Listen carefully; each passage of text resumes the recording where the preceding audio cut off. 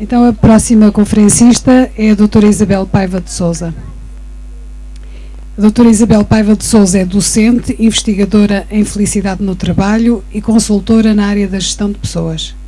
Doutoranda em gestão, Faculdade de Economia do Porto, integra a equipe comercial do Porto Business School, sendo docente convidada da mesma instituição.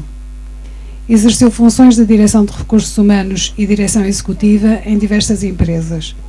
Vasta experiência como formadora nas áreas comportamental, com especial destaque na negociação e liderança em diversos setores de atividade, incluindo a banca, farmacêutica, administração pública, automóvel, construção civil, têxtil e vestuário, saúde e energia. Mestre em Engenharia pela Universidade do Minho, licenciada em Psicologia pela Universidade do Porto, oradora nos temas de gestão de projetos, psicologia positiva, inteligência emocional, felicidade no trabalho e resiliência. Doutora Isabel, muito obrigada. Muito obrigada.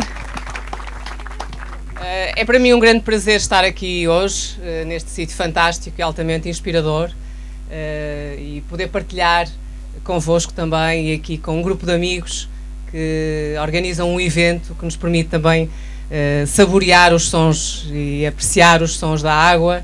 e por isso agradeço ao professor José Carlos Noronha e à doutora Olga pelo convite, e venho partilhar aqui convosco o que tem sido a minha experiência na área da gestão ao longo de 24 anos, muito focado nesta questão do bem-estar, da felicidade e da performance. Enfim, todos nós temos o princípio de que pessoas mais felizes são mais produtivas, e o que eu gostava de partilhar convosco é como é que nós podemos potenciar essa felicidade. A professora Manuela Grazina deu-nos aqui uma explicação fantástica como é que funciona o nosso cérebro, como é que nós funcionamos em termos de homens e mulheres, e o que é uma grande ajuda para perceber que nós podemos treinar a felicidade. É um processo contínuo e permanente ao longo da nossa vida. Como dizia a professora, em qualquer momento nós podemos nos desafiar a começar a mudar a nossa atitude e aumentar o nosso nível de controle por aquilo que nós temos e pelas forças e virtudes que nós temos. E buscar, muitas vezes, os talentos que nem sempre conhecemos e que estão dentro de nós. A área de investigação que mais tem trabalhado este tema é a área da psicologia positiva. É uma área recente da psicologia, tem 15 anos. A psicologia, como vocês sabem, tem muita lógica do que nós chamamos a caixa de reparações. A pessoa sente-se deprimida, enfim, faz psicoterapia para melhorar os seus níveis e ficar menos deprimida ou menos triste. A pessoa tem alguma ansiedade social ou de falar em público e, portanto, também vai treinando e procurando superar essa adversidade, e isso é fundamental, não é? Mas este foco no negativo, o que se foi verificando é que em termos de gestão e em termos de gestão da nossa vida, nem sempre é suficiente. E nós, para além de trabalharmos a que são estas nossas situações de menor força, o que a psicologia positiva nos veio dizer, olhando para os exemplos da gestão, é que nós também podemos e devemos trabalhar as forças e as virtudes que temos, que são muitas e que muitas vezes descuidamos, e que se as adubarmos e se nós as alimentarmos, aquilo que nós consideramos que são as nossas virtudes, como por exemplo o otimismo, o expressar gratidão, que já ouvimos aqui falar tantas vezes, esta nossa espiritualidade, esta nossa inteligência emocional, o saber perdoar, enfim, um conjunto de forças e virtudes que nós temos, o que a psicologia positiva veio dizer, não só para a gestão da vida, como para a gestão das organizações, foi que se nós adubarmos e reforçarmos estas competências, conseguimos ter melhor bem-estar, ou seja, sermos pessoas mais felizes, e ao mesmo tempo também promover melhores resultados, porque na gestão, como todos sabemos, buscamos resultados, sejam os que nós formos, vender mais, ter melhor satisfação para o cliente, sermos mais criativos e inovadores, seja aquilo que nós nos desafiarmos a fazer. E por isso convosco eu queria partilhar o que tem sido o trabalho que nós fizemos. Nós desenvolvemos um programa de treino de competências, que são as competências, algumas das competências, não todas obviamente, mas algumas das competências que estão mais relacionadas com a felicidade e que ao mesmo tempo também potenciam os resultados. Na gestão, somos sempre desafiados a ter grandes níveis de envolvimento, de paixão, não é? Os desempenhos querem-se extraordinários, pessoas normais que consigam de facto fazer trabalhos em conjunto extraordinários, que é o que eu simbolizo ali naquele fogo, o da paixão, do envolvimento, do engagement. Nós sentimos um compromisso tão grande com o que fazemos, quase nos esquecemos de nós e temos aqui uma sensação do todo. Por outro lado, trabalhamos sempre em equipa, trabalhamos sempre com pessoas, a inteligência emocional, que é a capacidade que nós temos de ler as emoções dos outros, que vimos aqui nos exemplos muito interessantes da professora, da relação do homem e mulher, não é? E que nós temos sempre à espera que os homens nos entendam e que muitas vezes nem sempre o verbalizamos e, portanto, quanto mais nós conseguimos perceber como é que os outros funcionam, e aqui aumentamos o nosso nível de conhecimento de como é que os homens funcionam e as mulheres funcionam, naturalmente, se tivermos um sentido de bem maior e se tivermos um sentido de bem comum, também podemos ampliar esta relação, que é o que eu evidencio ali, e nós na gestão da nossa vida trabalhamos sempre em equipa. Por outro lado, também somos sempre desafiados a transformar, ter esta energia transformadora, de pegar no que cada um tem, seja ao nível do desporto, da vida, das relações afetivas, no trabalho, e buscar o que se chama o talento que cada um tem dentro de nós, estas tais forças que muitas vezes nós não as adubamos, e como é que nós podemos transformá-las, esta matéria-prima, em produtos e serviços mais competitivos, transformar esta nossa forma de estar na vida, fazendo com que haja mais bem comum e tornando o mundo um lugar melhor para viver. Eu partilho inteiramente daquilo que a professora Manuela Grazina diz, que todos nós podemos transformar todos os dias um pouco mais as relações que temos, no contacto afetivo que fazemos uns com os outros, no abraço, no beijo, do expressar a gratidão, na serenidade que nós temos de apreciar quem temos ao nosso lado e que muitas vezes damos isso por gratuito, ou acontece aquilo que todos nós já experienciamos, quando sentimos falta, é que damos valor, dizer, e agora sim é que eu vejo a importância de... E porquê é que nós devemos sentir falta e não podemos fazê-lo quando nós temos as pessoas connosco e quando nós temos a presença? E, como sempre, que falávamos há pouco, estamos sistematicamente a ser desafiados para resultados, não é? Para termos melhores performances, nos distinguirmos a nível de mercado, conseguirmos ter aqui uma atitude diferenciadora na gestão, criar valor para os acionistas e termos aqui no nível da gestão não só o que nós queremos fazer hoje, mas sim o legado que nós queremos deixar na nossa vida. E por isso eu comecei a pensar, enfim, se há muito este princípio de que pessoas felizes são mais produtivas, então como é que nós poderemos potenciar a nossa felicidade? E acho que o primeiro desafio é, mas o que é isto da felicidade, não é? E nesse sentido, enfim, a felicidade é o que cada um considera que é a sua experiência subjetiva da vida, e nós na felicidade, o que tem sido o nosso trabalho de investigação nos últimos 8 anos, e o trabalho que temos vindo a fazer no que é este programa de treino para melhorar este bem-estar, nós temos dois tipos de felicidade,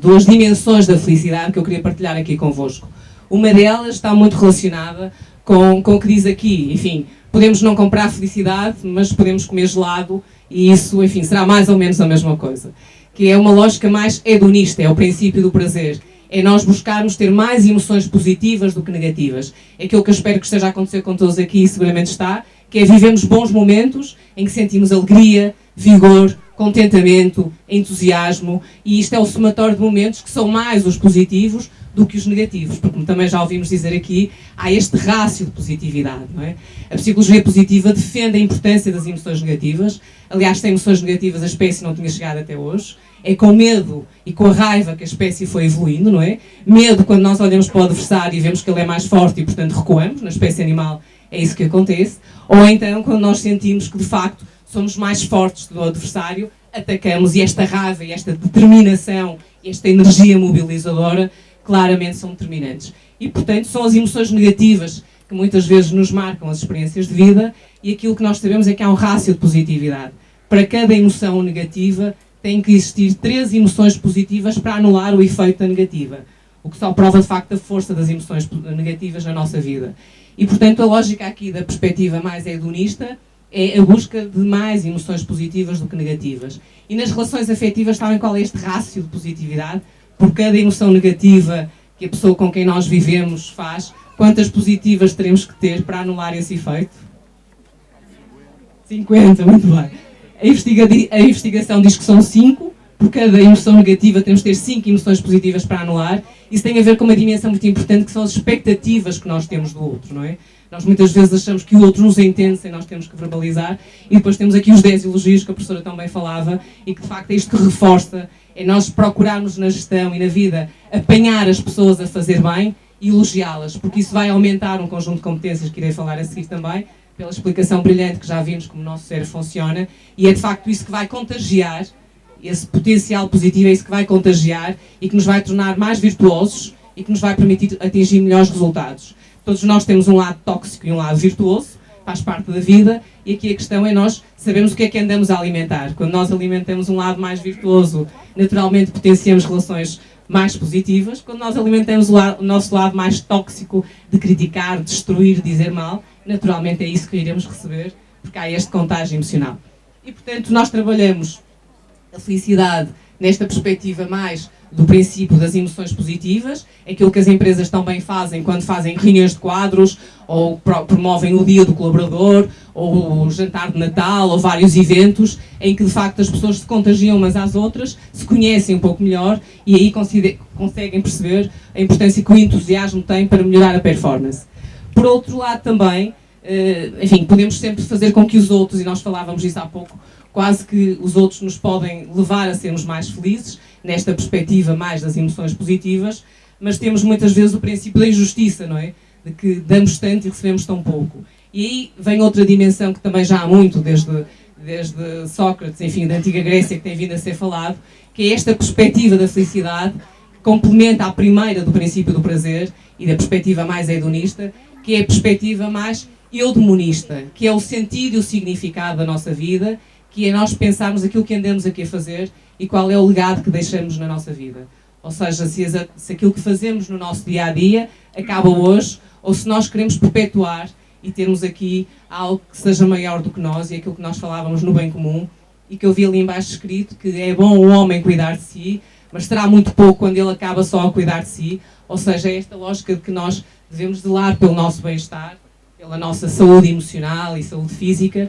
mas mais importante é quando nós conseguimos promover isso nos outros. E que é o que no trabalho nós chamamos, e que tem vindo a ser muito investigado e muito trabalhado, que é qual é o significado do teu trabalho, ou seja, qual é o sentido e o propósito daquilo que tu andas a fazer na área da gestão. E isto cada vez mais as empresas têm-se vindo a preocupar, porque como vimos naturalmente as emoções positivas são boas, mas acabam, não é? Eu posso de manhã estar muito entusiasmado e à tarde estar muito triste e muito angustiado, enquanto esta perspectiva mais eudemonista, mais na lógica do significado, é uma perspectiva de maior prazo, de maior continuidade, e é ela que nos faz, quando nós caímos, ter vontade de nos levantarmos, porque sabemos que aquilo que estamos a buscar, aquilo que queremos conquistar, é algo que está longe e que tem um prazo maior e, portanto, faz parte estas quedas, porque depois eu vou conseguir superá-las e vou conseguir viver numa lógica mais construtiva. E, portanto, quase que poderíamos, de uma forma simples, dizer que na perspectiva mais hedonista temos uma lógica mais de curto prazo, do reforço imediato,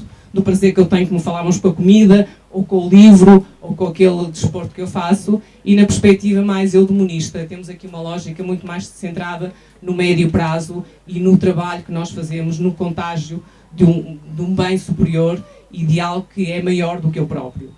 A junção destas duas dimensões, o que nós verificamos foi, nós desenvolvemos um programa de treino de competências, que é pensar, bom, mas então se assim é, que tipo de competências é que nós podemos desenvolver para trabalharmos estas duas dimensões, que é para termos, enfim, mais momentos de entusiasmo e de vigor e de prazer, e ao mesmo tempo também potenciarmos algo com sentido e significado para todos. E há um conjunto de investigação que fala do que é um capital psicológico positivo. Enfim, há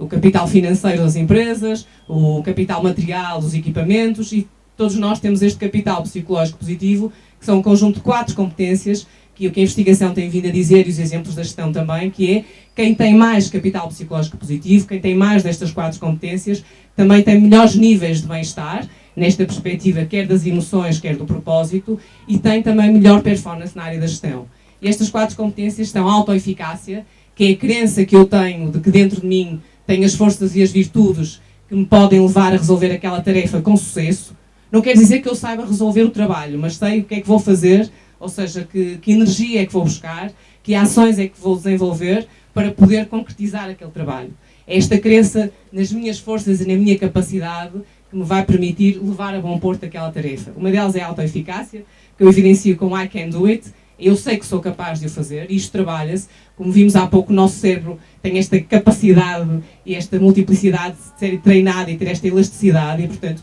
nós podemos medir a autoeficácia e podemos desenvolvê-la de uma forma sustentada, porque o que vemos muitas vezes nos programas de treino é que aumentamos durante algum tempo, mas depois voltamos quase a um nível de estabilização e voltamos ao que tínhamos anteriormente. O que nós verificamos é que é possível desenvolver estes níveis destas competências para níveis superiores de desempenho